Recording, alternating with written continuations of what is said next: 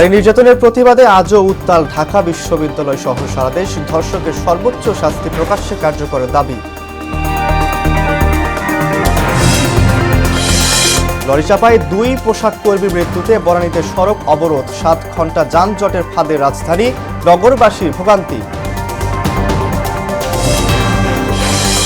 নতুন রাজনৈতিক দলের নিবন্ধনে 20 এপ্রিল পর্যন্ত সময় দিল কমিশন। ডিসেম্বর ধরেই জাতীয় নির্বাচনের প্রস্তুতির কথা জানালেন সিইসি। এবং পাচারকৃত অর্থ ফেরাতে আগামী সপ্তাহেই বিশেষ আইন। 2.5 ডজন আন্তর্জাতিক আইনি প্রতিষ্ঠানের সঙ্গে চুক্তির ইঙ্গিত দিলেন প্রেস সচিব।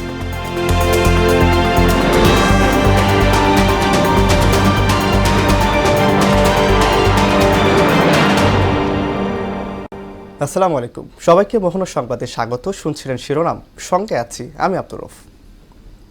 এবার বিস্তারিত। ধর্ষকের সর্বোচ্চ শাস্তি মৃত্যুদণ্ড জনসম্মুখে কার্যকরের দাবিতে আজও বিক্ষোভ করেছেন ঢাকা বিশ্ববিদ্যালয়ের শিক্ষক শিক্ষার্থীরা। প্রচলিত আইন পরিবর্তন করে দ্রুত বিচার ট্রাইব্যুনালের মাধ্যমে ধর্ষকের শাস্তি নিশ্চিতের দাবিও জানান তারা। একই সঙ্গে মাগুরায় শিশু ধর্ষণের অভিযুক্তদের দ্রুত দৃষ্টান্তমূলক শাস্তি কার্যকর না হলে কঠোর আন্দোলনের হুঁশিয়ারিও দেন তারা। আরও জানাচ্ছেন উষা ফেরদৌস।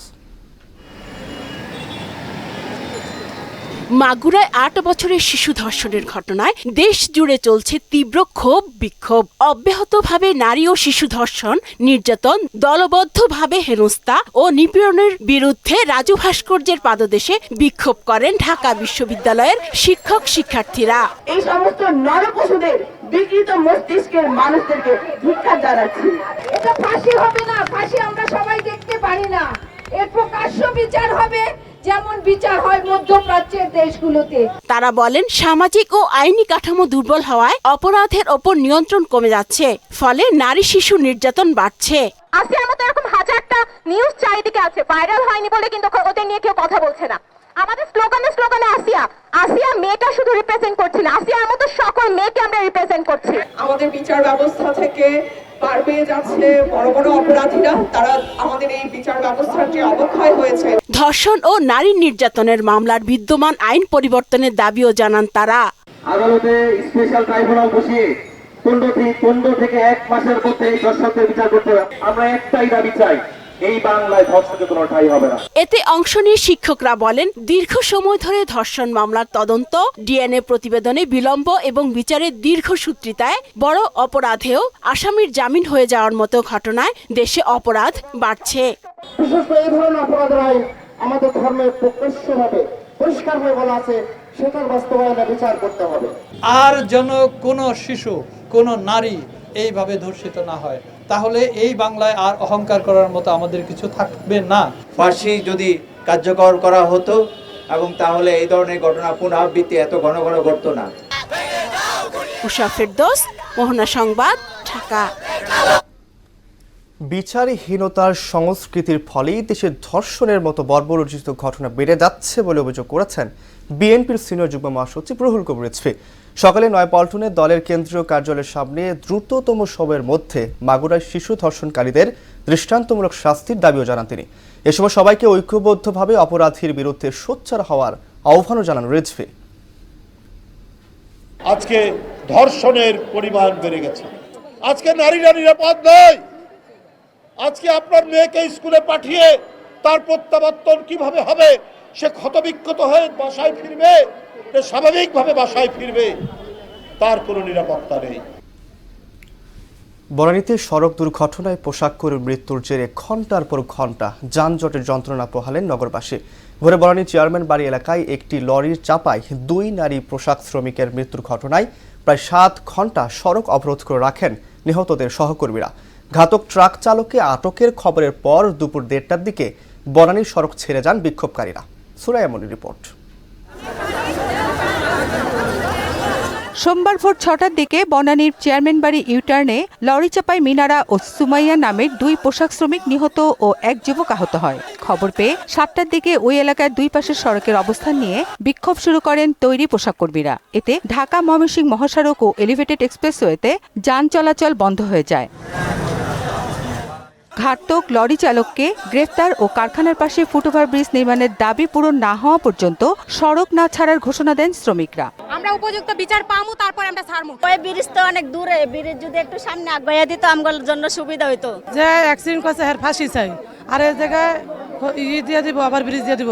রাস্তা ফাঁকাই ছিল, আসলে তখন গাড়িটার হাত দিছে থামানোর লাগিয়া, কিন্তু সিঙ্গেল দিলে থামে নাই, না থামলে দুইজনে মাইরা দিছে। এদিকে সময় গণনার সঙ্গে দীর্ঘ হয় যানজট, ঘন্টার পর ঘন্টা ঠায় দাঁড়িয়ে থাকে বাসসহ অন্যান্য যানবাহন। লক্ষ লক্ষ মানুষ কষ্ট করতেছে, আমরা ভুগতাছি। রাস্তাঘাটে বসে আছি প্রায় 5 ঘন্টা ধরে, যেতে পারতেছি না, গাড়ি পাইতেছি না। উপায়ন্ত না দেখে এক পর্যায়ে রোগী সহ অফিসগামী অনেক মানুষ পায়ে হেঁটেই গন্তব্যে রওনা দেন। সিএমএস এবং আমি কোশ্চেন অপারেশন করার জন্য তারা এটা সুষ্ঠু বিচার চায় এবং ক্ষতিপূরণ চায়। পাশাপাশি দোষী গাড়ি চালক যে ছিল তারা দৃষ্টান্তমূলক শাস্তি চায়। দুপুর 1টার দিকে ঘাতক লরি চালককে আটক করার কথা জানায় পুলিশ। অলরেডি সেই ঘাতক ট্রাককে আমরা আটক করেছি, তাদের মালিক এবং যে ড্রাইভার আছে তাদেরকে আমরা খুব দ্রুত আইনের আওতায় নিয়ে আসবো। চালকের গ্রেফতারের খবর এবং দাবি মানার আশ্বাসের পরই সড়ক ছাড়েন শ্রমিকরা, আর ধীরে ধীরে স্বাভাবিক হতে থাকে বনানী সড়ক ও এলিভেটেড এক্সপ্রেসওয়েতে যান চলাচল। সুরাইয়া মুন্নি, মোহনা সংবাদ, ঢাকা। আগামী 20 এপ্রিলের মধ্যে নতুন রাজনৈতিক দলে নিবন্ধনের জন্য আবেদন করা যাবে মর্মে গণবিজ্ঞপ্তি জারি করেছে নির্বাচন কমিশন। অন্যদিকে ডিসেম্বরের মাথায় রেখে জাতীয় নির্বাচনের জন্য প্রস্তুতি চলছে বলে জানিয়েছেন সিএসি নাসির উদ্দিন। আর ব্রিটিশ হাইকমিশনার সারাহ কুক আগামী জাতীয় নির্বাচন সুষ্ঠু হবে বলে আশা প্রকাশ করেছেন। এমআর আসাদের রিপোর্ট। নতুন দলের নিবন্ধন প্রক্রিয়া নিয়ে ইতিমধ্যেই নিজেদের মত উপস্থাপন করেছে বিভিন্ন রাজনৈতিক দল। নতুন রাজনৈতিক দলের নিবন্ধনের আবেদন চেয়ে সোমবার গণবিজ্ঞপ্তি প্রকাশ করে কমিশন। সাংবাদিকদের প্রশ্নের জবাবে সিনিয়র সচিব জানান, পরিবর্তন আসেনি নিবন্ধনের শর্তে।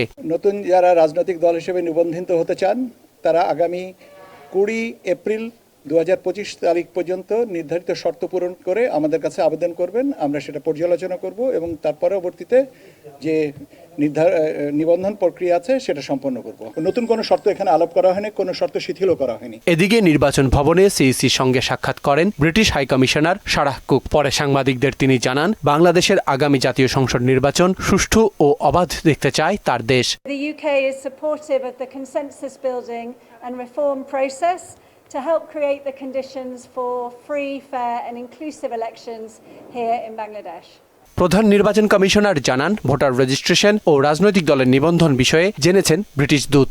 আলোচনা হয়েছে নির্বাচন পর্যবেক্ষক তালিকা নিয়েও। ক্যান্ডিডেটের যখন এজেন্ট থাকে ও ইলেকশন কন্ডাক্ট রুলস জানে না, কিভাবে ইলেকশন পরিচালনা করতে হয়, কি কি নিয়ম নীতি জানে না।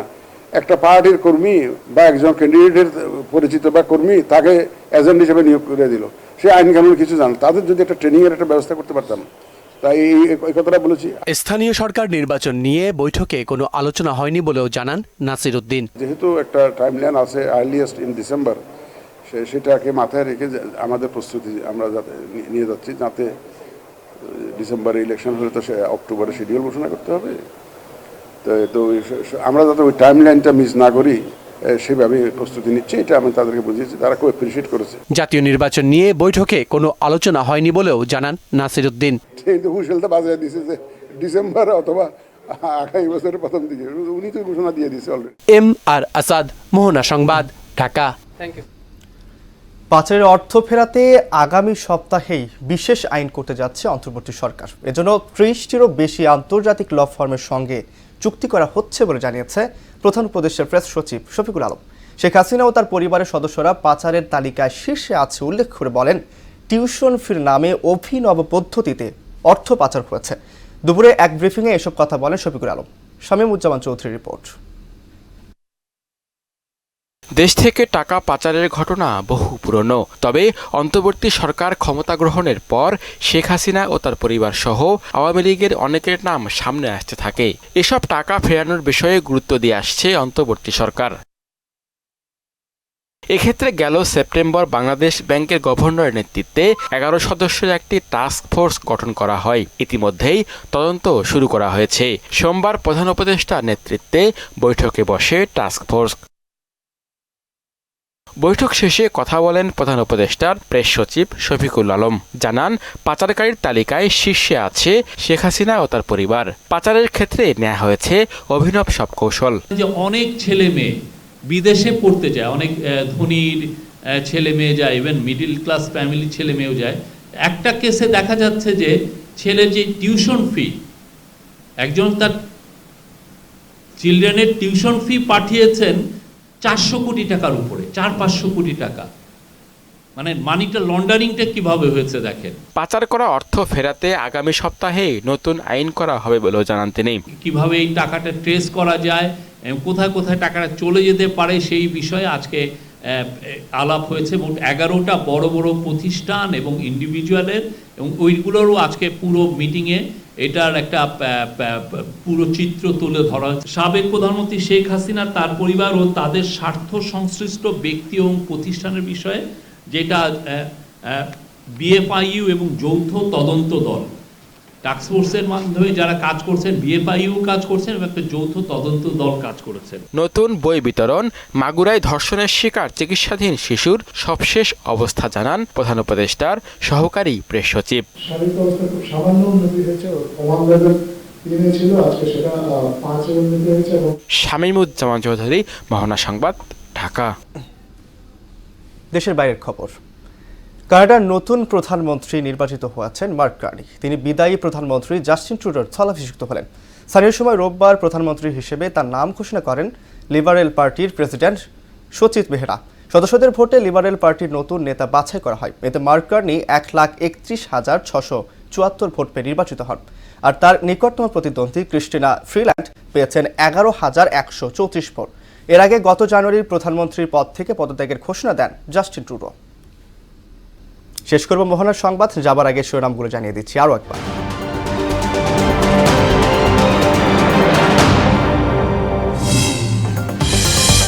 নারী নির্যাতনের প্রতিবাদে আজও উত্তাল ঢাকা বিশ্ববিদ্যালয় সহ সারা দেশ। ধর্ষকের সর্বোচ্চ শাস্তি প্রকাশ্যে কার্যকরের দাবি। লরিচাপায় 2 পোশাক কর্মীর মৃত্যুতে বনানীতে সড়ক অবরোধ, 7 ঘন্টা যানজটের ফাঁদে রাজধানী, নগরবাসীর ভোগান্তি। নতুন রাজনৈতিক দলে নিবন্ধনে 20 এপ্রিল পর্যন্ত সময় দিল কমিশন। ডিসেম্বর ধরেই জাতীয় নির্বাচনের প্রস্তুতির কথা জানালেন সিইসি। এবং পাচারকৃত অর্থ ফেরাতে আগামী সপ্তাহে বিশেষ আইন 2.5 ডজন আন্তর্জাতিক আইনি প্রতিষ্ঠানের সঙ্গে চুক্তির ইঙ্গিত দিলেন প্রেস সচিব। এই ছিল মোহনার সংবাদে। পরবর্তী সংবাদ রাত 9টায়। এর আগে সংবাদ এক নজরে দেখবেন সন্ধ্যা 7টায়। মোহনার সবশেষ খবর জানতে ভিজিট করুন www.mohana.tv। সংবাদ দেখতে পারেন ফেসবুক, ইউটিউবে। এতক্ষণ সঙ্গে থাকার জন্য ধন্যবাদ সবাইকে।